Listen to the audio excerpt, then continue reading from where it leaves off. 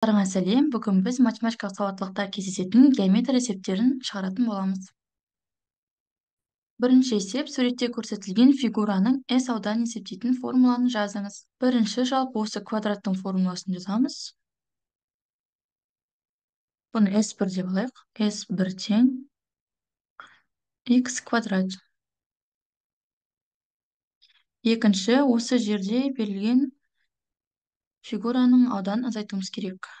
S2 деп алайық. Бұл жерде бізде мына қабырғасының ұзындығы берілмеген. Бұл қабырғасының ұзындығы бұл жерде мына жалпы қабырғаның ұзындығы x болғандықтан, ал мына жердегі берілген қабырғанікі y. Осы екеуінің азайтындысы осы жердің ұзындығы болады. Яғни x минус y ауданның формуласын жазамыз. Көбейтілген ені y тең xy минус y квадрат. Жалпы осы квадраттың ауданынан осы жердегі тік төртбұрыштың ауданын азайтамыз. Яғни S1 минус S2 x квадрат азайту жақшаның ішінде xy минус y квадрат тең, астына жаза берейін, x квадрат минус xy, мына минус пен мына минус плюс болып ашылады, плюс y квадрат. Бізде жауабы плюс y квадрат.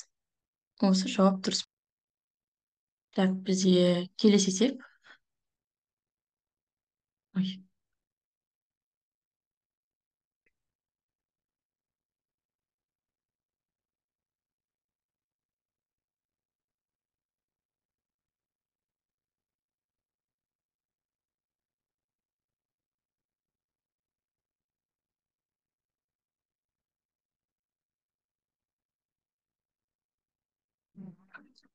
Келесі есеп суретте AVSD параллелограммы және O центрі болады.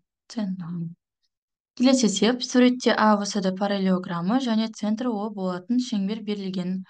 3 альфа суретте AVSD параллелограммы және центрі O болатын шеңбер берілген. 3 альфа қосу 4 бетта өрнегінің мәнін табыңыз. Ең бірінші біз альфаны табайық. Альфа міне осы жерде тұр екен. Бізде мынау жазықтық 180 градус. 180 градус. Мына жер бізде 137 градус. Оны азайтып тастаймыз. Так, 137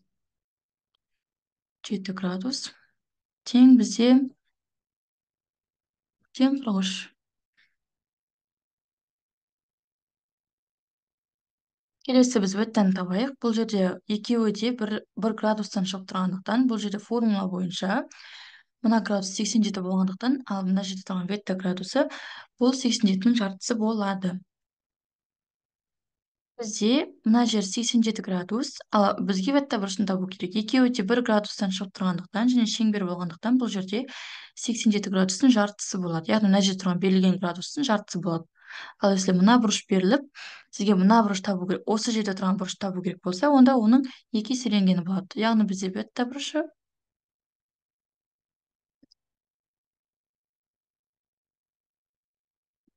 3/5 болады. Енді мына берілген өрнекке қоямыз. 3 көбейтілген 43 қосу 4 көбейту 43/5 тең 4 көбейту 43/5 174, 3 көбейту 43 129, 174 қосу 129 303. Бірінші жауап дұрыс болады екен.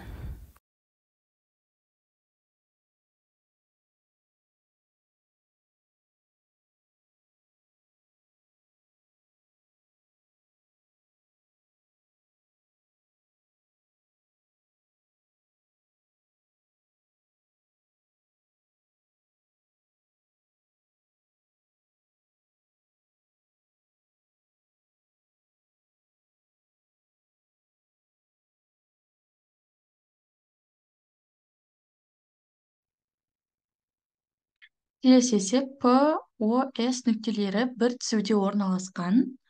Бізге бұрыш QOR, так, QOR, осы бұрыш және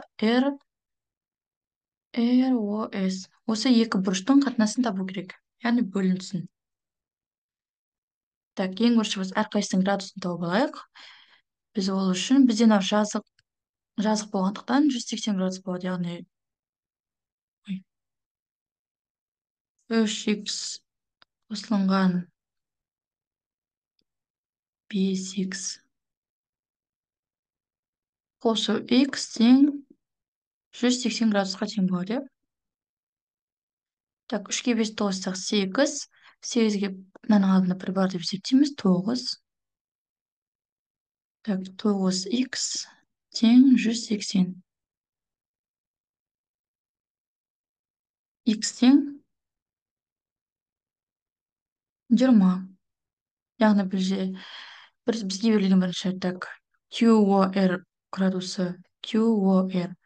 Яғни х бізде 20 болды. 5 көбейтілген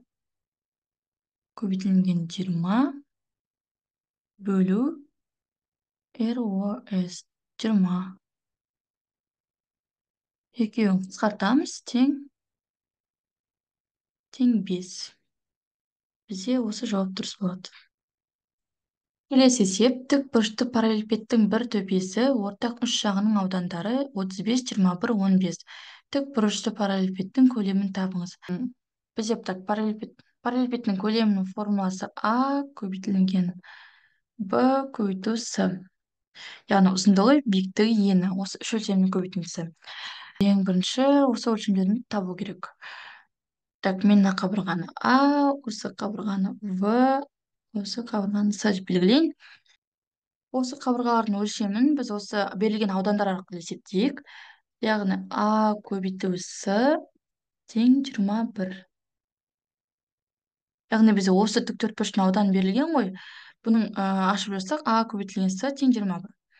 Келесі А көбейтілген В тең А көбейту В тең 35. Келесі В көбейту С 15.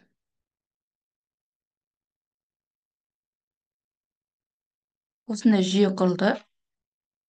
Бірінші теңдеуден аны алайық, аны өрнектеп алайық.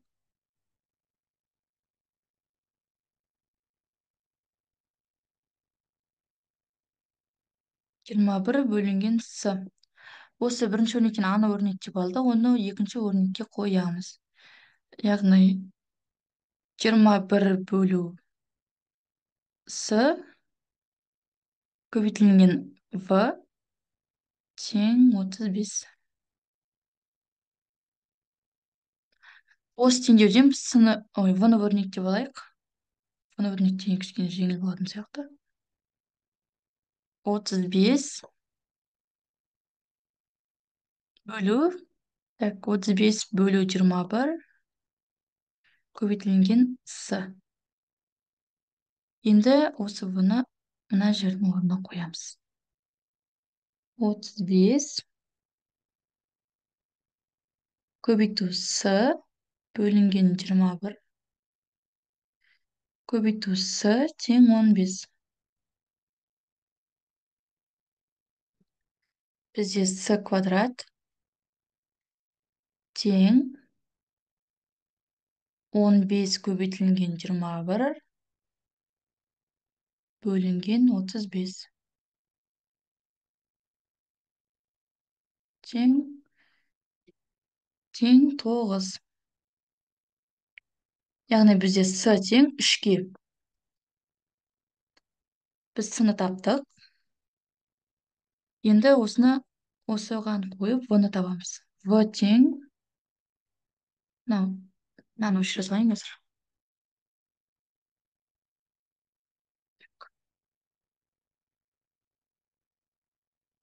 Осының орнына 9 деп жазайық, 3 деп жазайық.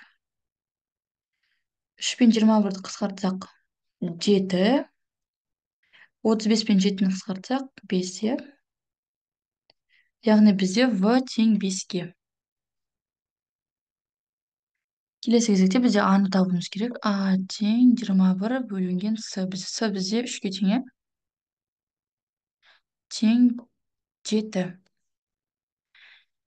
Енді басқа әдіспен жазайын. Қарамен жазайын. Көлемі тең.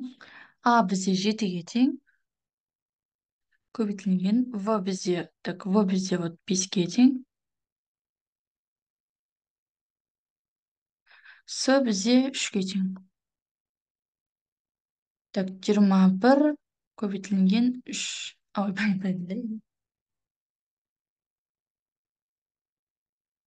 так, тең 105.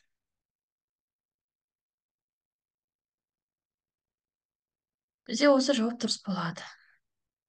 Келесі есеп, сурет бойынша белгісіз табыңыз.